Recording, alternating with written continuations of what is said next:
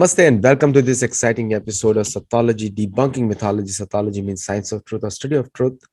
Opposite of that is mythology, which means science or study of fake lie or imagination. A lot of mythology has been taught, is being taught in American campuses. In fact, the entire analysts produced from these American campuses are good for nothing because they are still studying the Cold war strategies and other things which are colonial, European colonial strategies. So without delay, I have a very famous writer, a PhD, and also he has published 9 books. And his last book, Conflict Resolution, made waves in India. So we are going to talk, we'll start with that topic, and then we'll move on to some others also, which I wanted to get his opinion on. So without delay, let us welcome Dr. Ratan Sharda. Namaskar. Namaskar, Good Ratan. morning to you. Good evening to me. Ratanji, like you're a prolific writer and you're a commentator, very popular on Indian TV shows all over India. And I think people in US know you more from TV than anywhere else. Uh, so one question I have, when you were writing this book, Conflict Resolution, did you keep only India in mind or you kept the world in mind?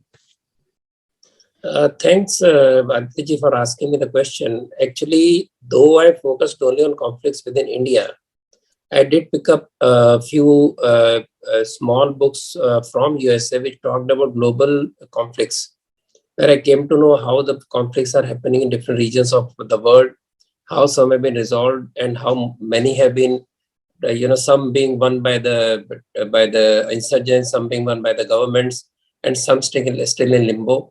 And most of those in limbo today are religion-based conflicts, mostly confined to the African continent. Till this, of course, Middle East, until this European war broke into a huge spectacle, a very tragic spectacle on the TV screens. After World War II, US is the only country which has created maximum wars or participated in maximum wars in the world. Maximum. It is very natural for countries to fight with their neighbors. Very natural. Like even two neighbors living in the same apartment complex can fight.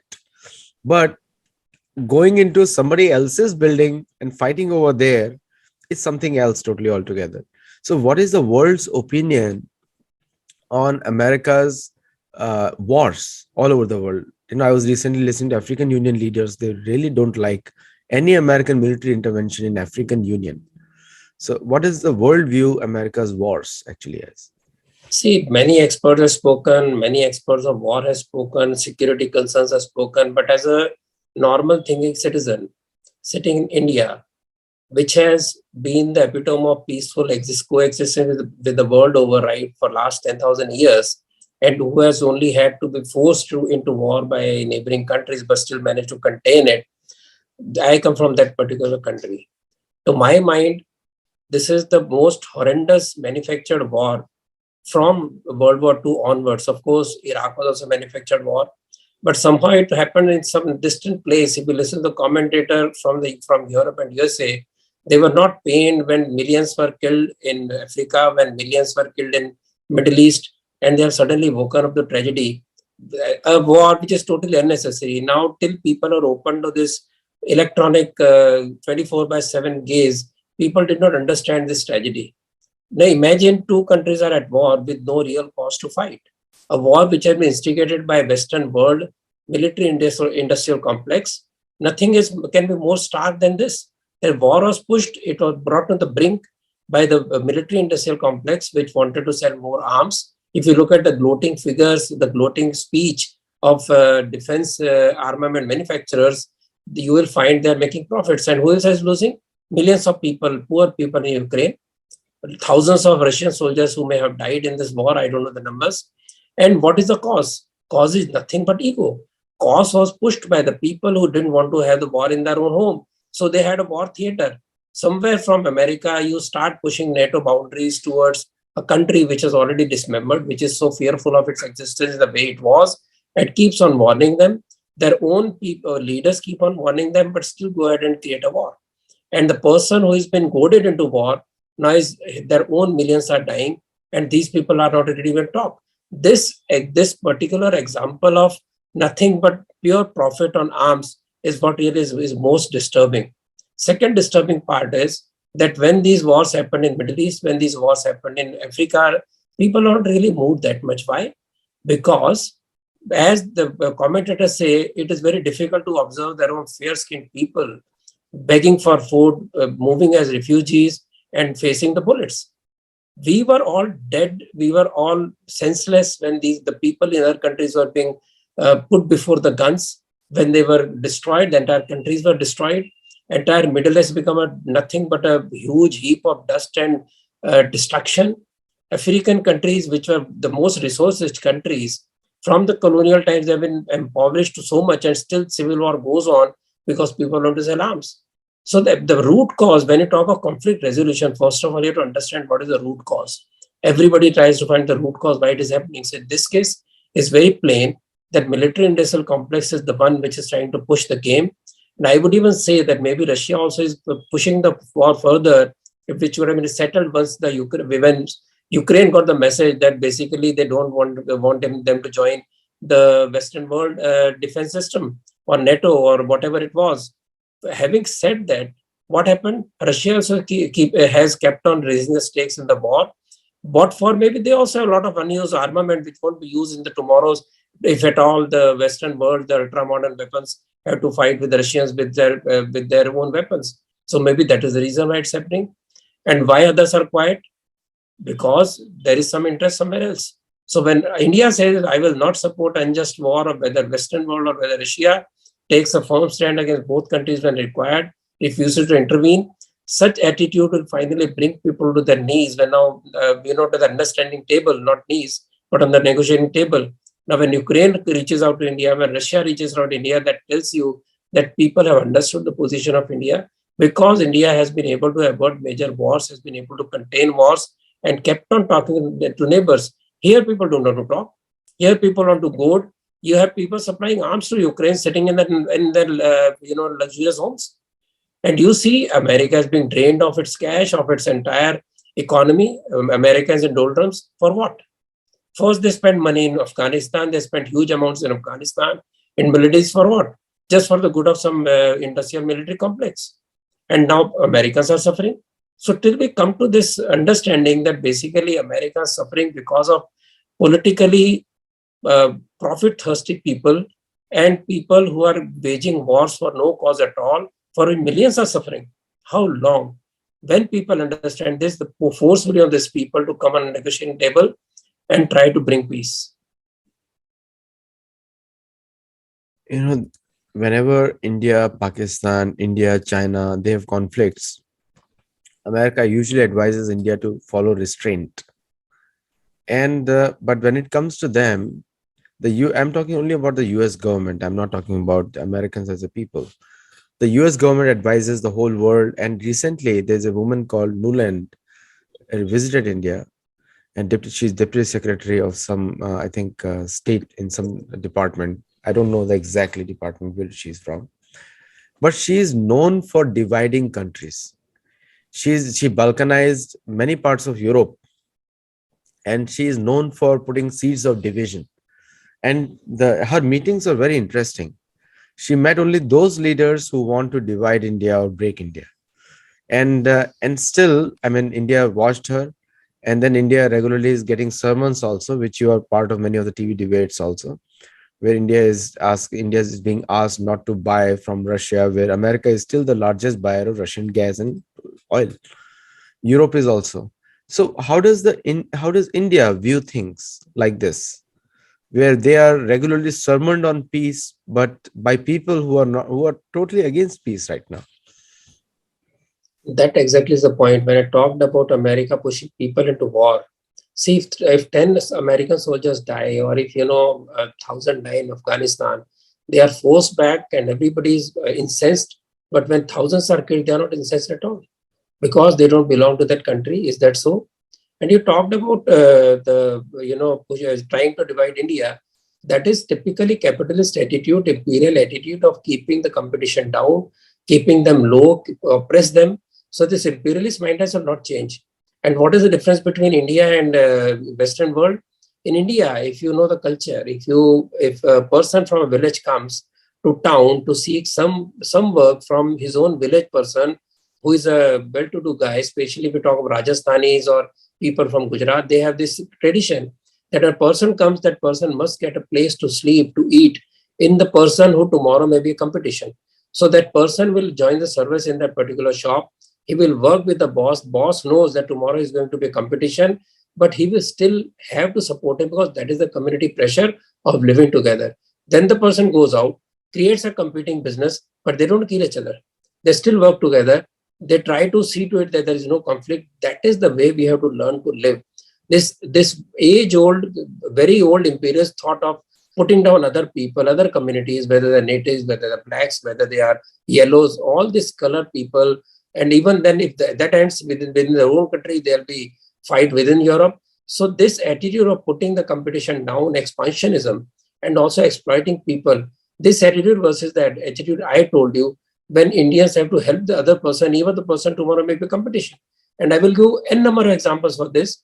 It is not a myth. This is the living example when it happens, whether you go to South, Vaniyar community, or to Kutch, to Gujarat, whether Rajasthan, they will support each other, knowing that they may be competing also tomorrow. This attitude of coexistence, this attitude of harmony, despite competition, is what is going to resolve issues world over. And this is what people need to learn from India, not trying to divide people, create conflicts where they are not existent, and try to make others fight your war.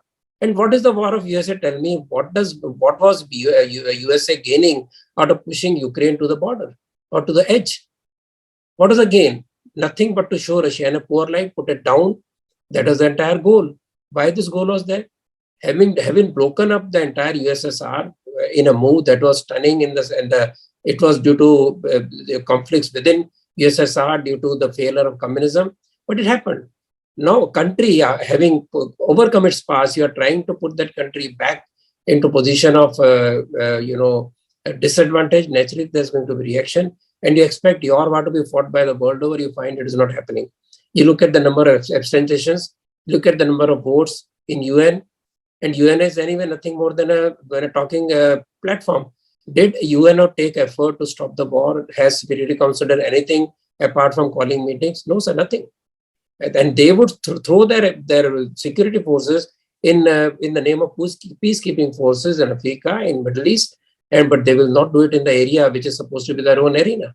So this attitude is at the root cause that they want to somehow sell their ware, make money out of it, and if people suffer, it's fine, which will not be fine. The new age media, new age of communication doesn't allow you to hide behind rhetoric. It will not happen. You know, it is pretty much clear that United Nations is dysfunctional because few people take it for a ride, few countries, especially See, I would US. ask you one question, Aditya. You asked me how we look at Ukraine-Russia war, how we look at America. So what I told you. But I would like to know, how do citizens of US look at what is happening due to instigation of their own nation, which has resulted in a huge devastation of millions of people's lives. See, American media is consistently, like you can say, like I have stopped watching media ever since 2019, actually, to be precise, because it was too much for elections and other things. But now I watched media for some days. The entire media is all about teaching Russia a lesson. This is the media narrative. The US government narrative is also the same. So in US government narrative is being peddled by the media.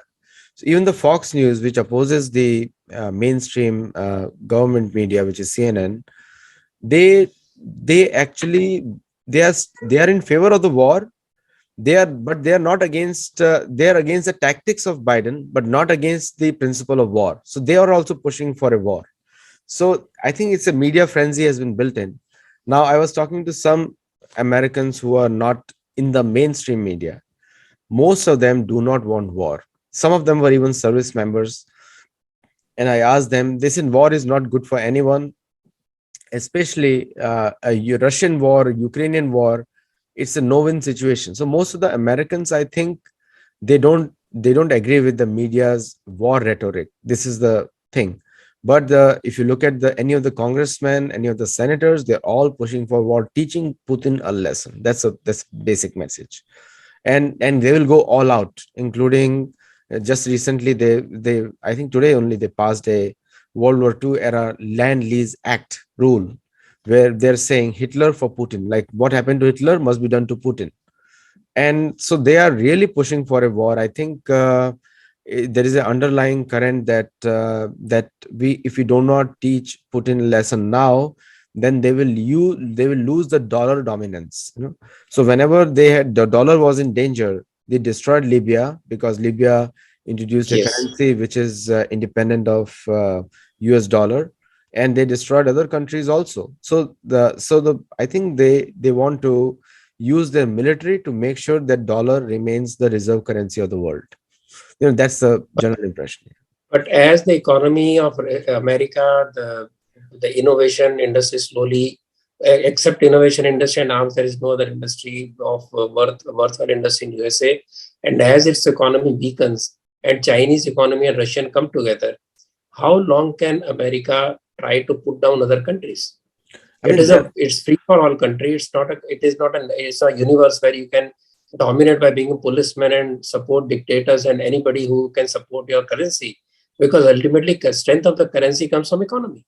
American dollar was dominating because American economy was dominating because thriving economy, because it had great innovations, a great industrial complex. And now you find that when there are countries whom you raise China to the height where it is becoming the most dominant country, the factory of the world. And now that country you have pushed into Russia, you have put Russia into its lap. Now they are together. Is it a sound policy? It is not a sound policy to my mind. Because if that was a sound policy, why were the strategists continuously, right from the very sharp Kissinger honors, have been warning America not to push Russia into Chinese arms? If America doesn't understand, it works on a short-term goal of trying to see to it Putin falls, what will it gain? When Russia collapsed, did anybody gain? No. It happened later on because there are because it rose again, because it again become a powerful country, because they need those kind of resources, need those kind of people are determined. And that is where you cannot put people down. You're only creating a worse kind of animosity, and you can coexist. This lesson of coexistence is missing from the Western worldview now. That is the basis reason for conflict. You know, one interesting thing, you asked me that question. See, the thing is, in a general American politician view or the media view, what I understand, I may be totally wrong there, is that American leadership means American military bullying tactics. So, like Exactly. they can force any other country to submission through their military. You know, that's what American leadership literally means. And today, America has become more Eurocentric. So, Britain, US, and Australia, they are all together, and Canada, they are all together to again enforce the new colonial world order, that if you do not use our financial systems and your transactions don't pass through our systems, then you are our enemy. That's the message actually. So dare not start a new world order. That's what they are saying. And that's what the Biden's point of view was, that the world orders, we have to be the leader in the new world order. That means America has to be center stage, otherwise no new world order. We should better have a World War III then. That's exactly the point they're working on. US is a great country, but it is no more number one dominating country it was. So by trying to force its way, it is only making more enemies than friends. Ideally, America, with the strength of its friends, could have remained number one, the biggest country, the most powerful nation in the world. But creating more and more enemies and creating manufactured wars, unnecessary wars, it is only creating animosity for itself, and is not going to help. If, as I said, if Russia and China can come together and pull in more people, if China was to reduce belligerence, reduce its imperialist ambitions, and more countries join its camp, what will happen? You are dividing the world in two camps. Earlier, it was communist and capitalist camp. Now it will be something different. Earlier, there were allies both sides. Now it will be just America and Europe, and maybe all other countries going to another bloc, which will be finally it will be a big loss for America. America has to be great. America has to be good because it has strong institution. Has a thriving environment of people to grow. But if it is going to lose that larger goal of being a great nation in the best possible words, not just in military words, it has to cooperate, co-op people, not make enemies. And another important factor is domestic American politics because of COVID and a lot of businesses have shrunk. And so they wanted to create this war because they can earn more money. And literally it's oil, arms, and the third thing is democracy. Now, democracy, people know that democracy is not the real goal of US diplomacy. Their diplomacy is to create a democracy so that they can install favorable governments which they can intervene whenever they want to. A strong India is not in their favor, and they would like to, in 2024 election, they would like to intervene in a big way. Very few people know that the Americans intervene in other elections more than any other country has intervened in American elections, and which is the truth. Now, one question to you will be in this regard is, so when we talk about India gaining economically, but India is using the same financial systems which Russia was using. India is in a worse position than Russia in many ways because they are more dependent on American trade. So, in that case, if for example, for some reason, America puts sanctions and blocks Indian foreign deposits in their country, that's what they've done to Russia. Russia, they've blocked more than $300 billion. So what happens to India then? But see, is India looking at America as an enemy? It's not. It is only saying that it will not blindly support an unjust war. It would want people to come on the negotiation table. Point one. Point two. Whenever sanctions have happened, last time it happened, India rose to the occasion when the Pokhran atomic explosion was done. At that time, people stood up with it. All the people across the world, especially Indians from India who are settled abroad, they supported the government. Government came of the crisis. Secondly, when it came to COVID, when the pharma companies are playing games, India would produce its own vaccine. It was able to distribute much better than any country in the world. Imagine 175 million doses of COVID vaccine have been done so far within months of time. It created its own payment system. Today, its UPI system, its BHIM system of payment, cashless payment is much more advanced than any other system in the world. It has created a RuPay credit card system, which is located in India, for which the Visa and MasterCard are trying, going to their Uncle Sam and asking him to somehow stop the growth of RuPay credit card.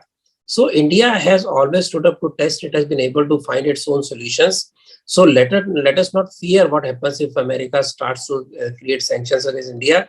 It tried earlier, but India is not in the game of fighting USA. It only says that give us due space. It says that there should be no unjust war and people will sit down and talk. If that is so, why should America become enemy of India? If that happens, then it is for the politicians of USA to feel that they are actually divorcing one of the most vibrant democracies, one of the most vibrant scientific community, which has supported internationally every country during COVID, providing economic farmers, creating strong economic transaction systems, which no other country has managed to do so far, except China.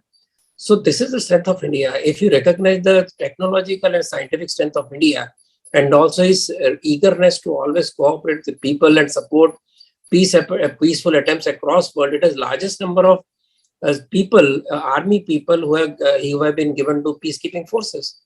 It has gone out of it to do it. So if it has done good for the world all over, why should it be treated in a way if there are few petty politicians trying to do it? I'm very sure neither the American public or the top leadership is in favor of creating friction with India.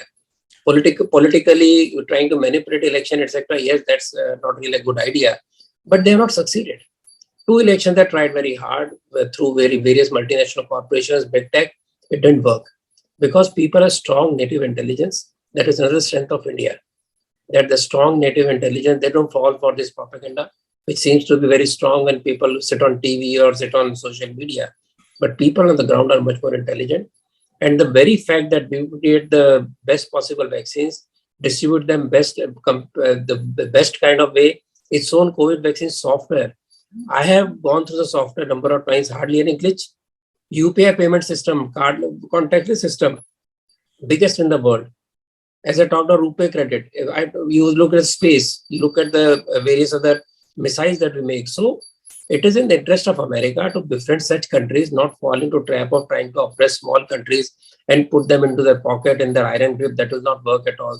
Those times have changed. People are coming out of colonial mindset. It worked for some years. Slowly, people are waking up to this colonial mindset and they are trying to overthrow their slavery.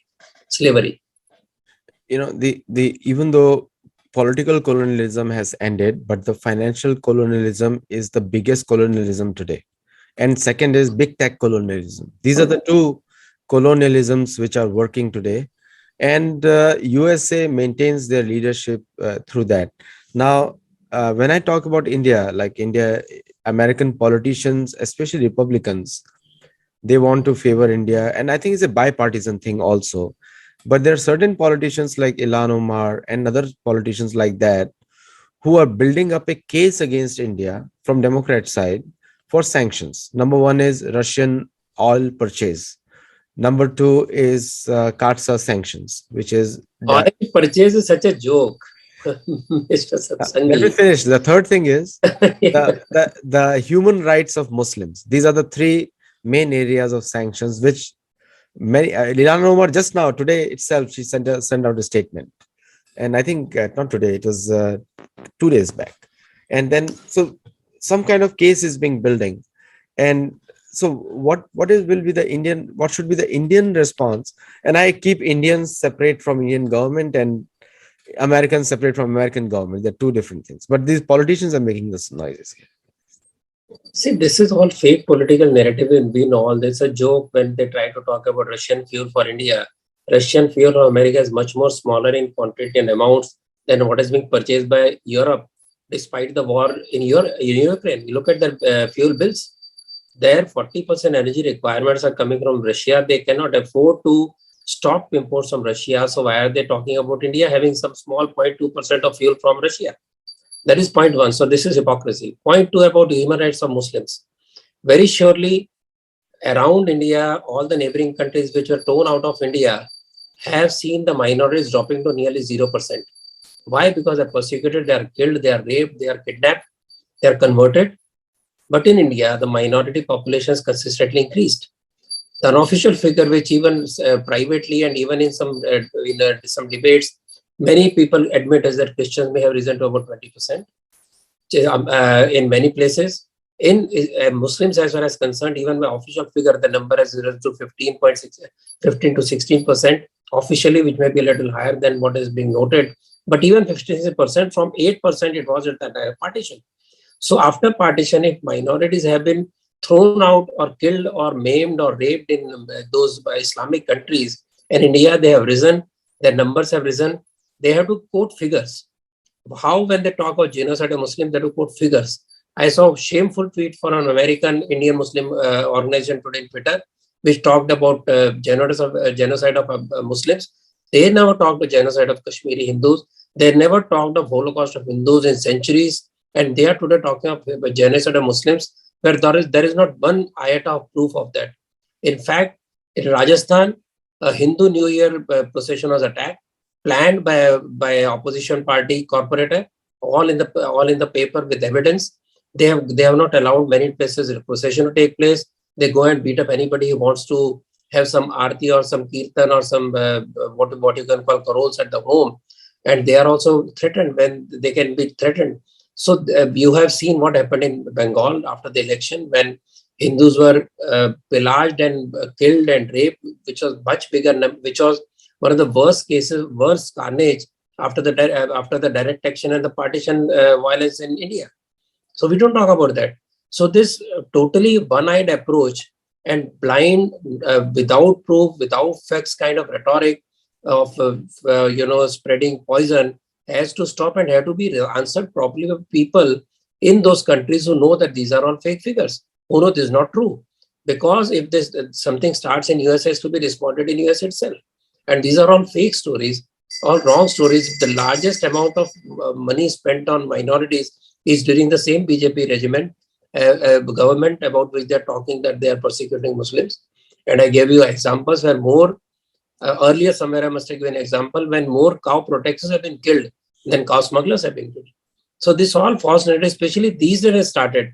The entire narrative of CAA, Citizen Amendment Bill, which was spread around even in USA, which had not a single word against Indian Muslim citizens. It was about people who live outside India, which didn't affect the citizenship of the people inside India.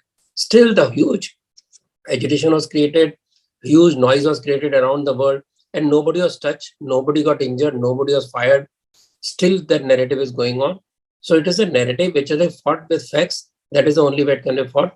And people realize that this fake and poisonous narrative is nothing but plain falsehood. In USA, I think common Americans are never heard by the mainstream media. And also the social media regularly bans Americans. There are more Americans banned from social media than anyone else. And I think people joke also, I'm in a FB jail, I'm in a Facebook jail. So people joke also. So people know that. And therefore, most of the Americans don't care about politics. They don't care about politics. Most of them don't even vote. Now, in I would case of say, Aditya, I hope they cared. If they cared, people like Ilhan Omar stop talking nonsense and stop talking about hate mongering, baseless allegations. I If mean, only people took more interest, if they had taken more interest, the president would think twice before boarding another country to go to war. 70% of Americans don't even know who is Ilhan Omar. 70%. They don't even know. If you ask them where is she from, they don't know. And for them, the see, the thing is, Indian population is much more wiser in terms of they read international reports. But in US, there is no reading culture right now. And people who go to the universities are worst off because they are totally on the side of the propaganda. So I mean, so why does India take pressure? I mean, nobody cares about that. Now, when a small person like Brian Dees, economic advisor in the Biden administration, passes said there will be cost to India. I mean, has India ever considered sanctions on USA, or China has considered sanctions on USA? Because I know it won't work because it's a depending on the dollar reserve currency. But if India thinks like that, then they start noticing. Otherwise, they don't. When we talked about globalization, what is the whole idea that everybody is totally integrated with each other? Can America afford to break that dependency on each other?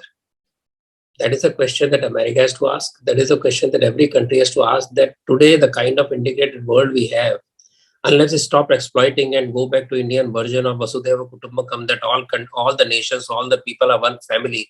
So instead of exploiting markets, if we start believing that we are all one family and must support and create welfare for everybody, we will have situations going from bad to worse. And this is the basic philosophy of India, which has to be adopted by all the countries if they want to have peaceful, thriving, and happy coexistence. I mean, there is a difference in definition here, understanding. That's why I always say American English, Indians don't understand. When Americans say globalization, that means globalization on American terms. They don't say globalization of equal India being a rising. So all these are small talk. When American politicians say, "Oh, great India, great democracy," these are all small talk. But this is not the main talk they have. They have is, as long as India follows our financial system, we are great partners. If that changes, then we are enemies. And they will do the same thing what they did to Russia, like sanctions. They'll do it to India or China or any other country. China knows it very well, but they don't have the tolerance of Indians. So they speak out. Their foreign policy, their foreign office regularly speaks out. And Americans, they accept it. They like it. So when it comes to India, they know that Indians are soft. They'll be easily convinced, and if some corrupt leader is on the top, they'll be easily caught down. They can be bought. So when they talk about globalization, it's totally different. When India talks, like for example, liberalism. When America talks about liberalism, is about freedom of church. Republicans oppose it thoroughly. Conservative means pro-church. Now in India, conservative is completely different. It's like orthodox values, and liberalism in India means open mind. But that's not the way Americans mean it. By the way, when they say liberalism, that means you're an anti-church person. So there is a difference of semantics. How do you see it from Indian point of view? See, if you think that Indians don't understand, that's a mistake. If Mr. Modi does speak up, that's a mistake to understand that Modi is going to listen to them. If you listen to the language used by foreign minister of India, and if you see the silence of Modi ji, If you look at the way every nation wants to befriend India and try to resolve the problem, you'll understand that India has deep understanding about what US interests are, what world interests are, and they will not be cowed down. Those days are over. And if you think they can be cowed down, as I said, it is not just USA, it is not just India or China that will suffer. It will be USA also that will suffer. So to believe that you can dictate terms, the time is over. I have earlier also quoted Professor Vaidyanathan from IIM Bangalore, who's told the Indian, IS officers, the IFS officers, that every day in the morning, repeat 10 times, USA is no more superpower, USA is no more a superpower, and you will be able to take decisions much better. So that is what Indians know. It is for America to know that is no more is the sovereign king of the entire world. Once it accepts it, once it accepts that military industrial complex is the only one who must feed on people's lives, then it will improve. So the onus now lies on USA. I know it's very difficult, but when it sees the way people have reacted to Ukraine-Russia war, ultimate villain is USA. Everybody knows it. You may keep on blaming Ukraine. You may keep on blaming Russia. Both hands are in blood because both could have stopped anytime. But ultimately, who goaded the entire? You have to understand that. So Aditya ji, my other call is coming. So can I close the talk? Yeah.